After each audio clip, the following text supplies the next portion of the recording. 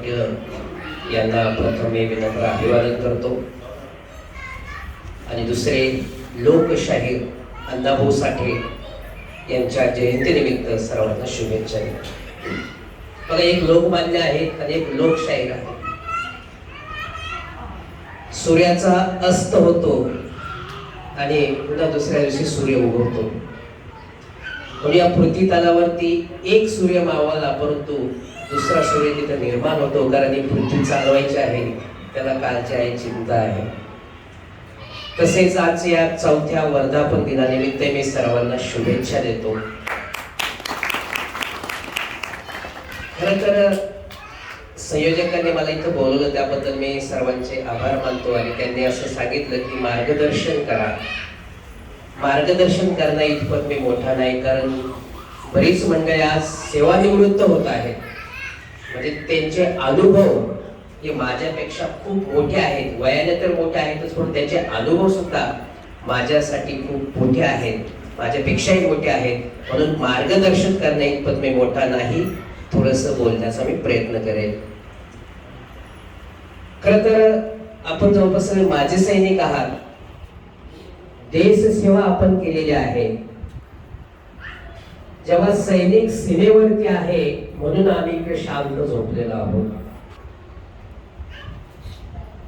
आणि तुम्ही अशा व्यक्ती आहात की तुम्हाला दोनदा निवृत्त होण्याची संधी आहे. बघा माझी सैनिकांना म्हणजे एकदा तुम्ही सैनिकातून निवृत्त होता आणि एकदा सिव्हिलियन मध्ये पण इकडे नोकरी करता, तिथून पण निवृत्त होता. म्हणजे किती नशीबवान आहात तुम्ही. देशसेवाचं व्रत तुम्ही हाती घेतलेलं आहे. देश सेवा करूनही इकडे तुम्ही समाजसेवेचे कार्य तुम्ही करतात, ही सर्वांसाठी खूप मोठी गोष्ट आहे, आनंदाची गोष्ट आहे. आमचे सावंत सर आमच्याकडे होते, तर बाकीच्यांचा माझा जास्त परिचय नाही. सावंत सरांबद्दल मी थोडस बोलेन की एक माजी सैनिक आमच्याकडे आल्यानंतर आम्ही खूप शिकलो त्यांच्याकडे. तर सिव्हिलियन मध्ये काय चलताय होताय बघून घेऊ ह्या गोष्टी असतात. त्यांना चांगले अनुभव असतील घरामध्ये. म्हणजे निवृत्त झाल्यानंतर यांना चिंता की बाबाचं आता करायचं काय. बाहेर होता तोपर्यंत ठीक होतं.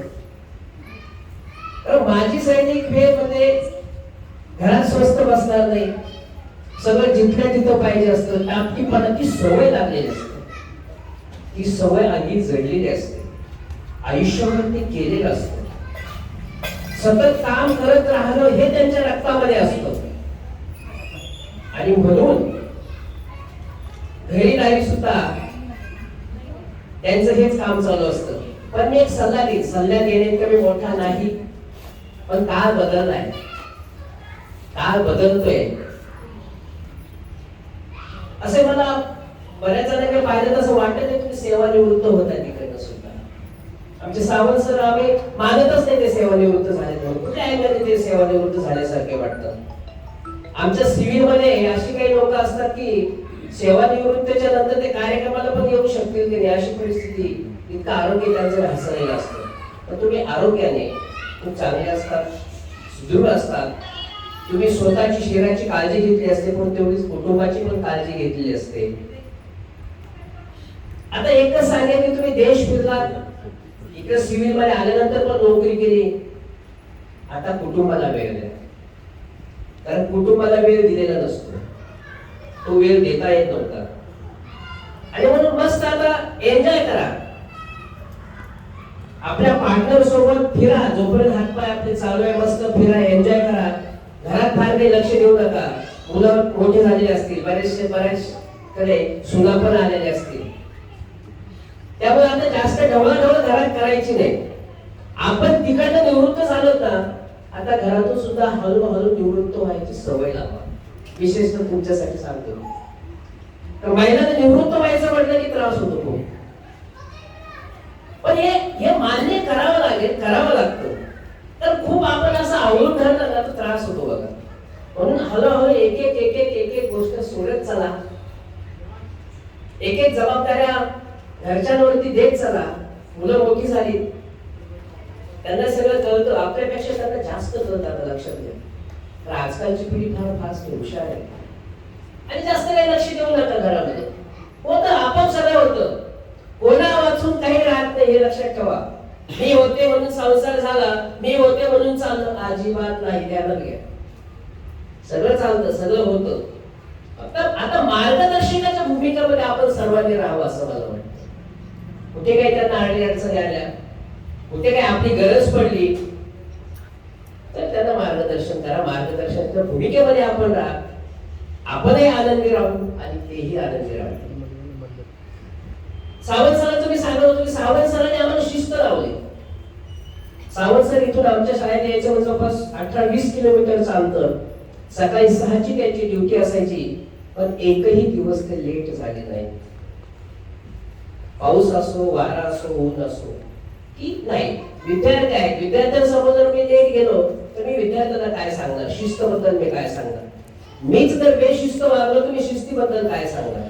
पण अशा अनेक गोष्टी आम्ही त्यांच्याकडनं शिकलो आणि शिकत राहिलो. आजही आम्हाला काही अडचण आली तर आम्ही त्यांना बोलवतो. म्हणजे अनुभव हा मोठा असतो आणि त्या अनुभवाचा फायदा आता आम्हाला मिळाला पाहिजे आणि तो घेत राहू, एवढेच मला या प्रसंगात सांगायचं आहे. दुसरी गोष्ट की मित्र जमवा. आता तुमचे मित्र असतील, अनेक मित्र आपले असतात, परंतु कामाच्या व्यापामध्ये, नोकरीच्या याच्यामध्ये आपल्याला मित्रांना भेटायला जमत नाही. आजकाल खूप सोपं झालंय, फोन आहे, व्हॉट्सअप आहे, बोला दिवसातून एकदा दोनदा आपल्या मित्रांना बोला. जे सेवानिवृत्त झाले त्यांनाच बोला, त्यांनाच कॉल करा. जे कामात आहेत त्यांना जर आपण बोलत ठेवणार हे निवृत्त झाले काय आम्हाला त्रास देत आहे, नेहमी नेहमी फोन लावताय, असं पण पाहायला नको. म्हणजे हसत खेळत जर आपण जगलो ना तर जीवन फार सुंदर आहे, लक्षात घ्या. सरांनी कोविडचा उल्लेख केला.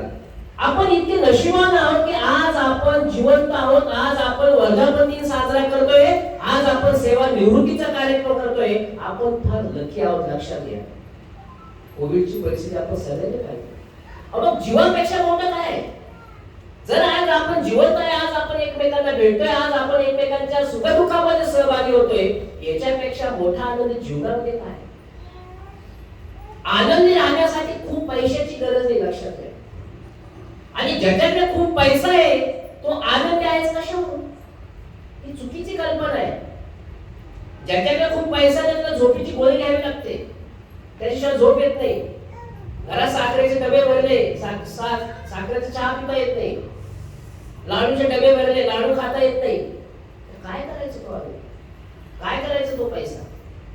मी शरीर संपत्ती, मी म्हणजे आर्मी वाल्यांचं मला फार कौतुक वाटतं की तो रिटायर झालेली माणसं आहे पण माझ्यापेक्षा फिट दिसतात. बघा, ही शरीर संपत्ती जी आहे, जी शरीर संपत्ती कमवली असते ना, याच्यापेक्षा मोठी संपत्ती जगामध्ये कुठलीच नाही. आम्ही सिव्हिलियन काय करतो?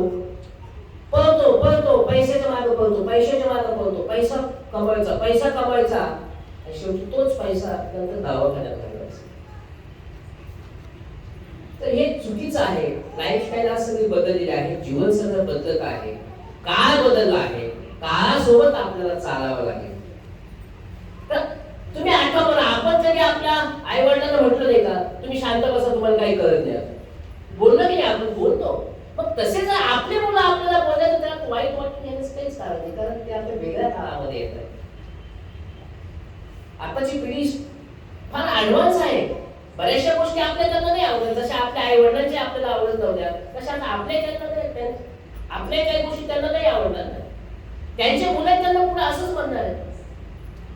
आपण जर ते तुंतुन वाजत बसलं ना, आमच्या काळात असं होतं ना, आमच्या काळात तसं होतं ना, आता असं ना, आता तसं आहे, ते होते बाप्पा बस झालं, बंद करा तुम्ही ते बाबा, हे नका सांगू आपण, बस झालं आता बाई, बस करा तुम्ही, आता तो तुमचा काळ गेला आता, असं शब्द कानावरती येतात. आणि निसर्गाला पण मान्य बघाय, निसर्गाने सुद्धा आपली काही सोय करून ठेवलेली आहे. वयानुसार आपल्याला कमी ऐकायला येईल तसं वय वाढतं. आणि बरोबर आहे ते, काय मशीन लावू नका, काही लावू नका. कमी ऐकायला येत ना, चांगली गोष्ट आहे. अहो, चांगलं ऐकण्यासारखं राहिलंच काय माणूस रिटायर झाल्यानंतर? कोणते एवढे चांगले शब्द आपल्या कानावर ऐकायला येतात?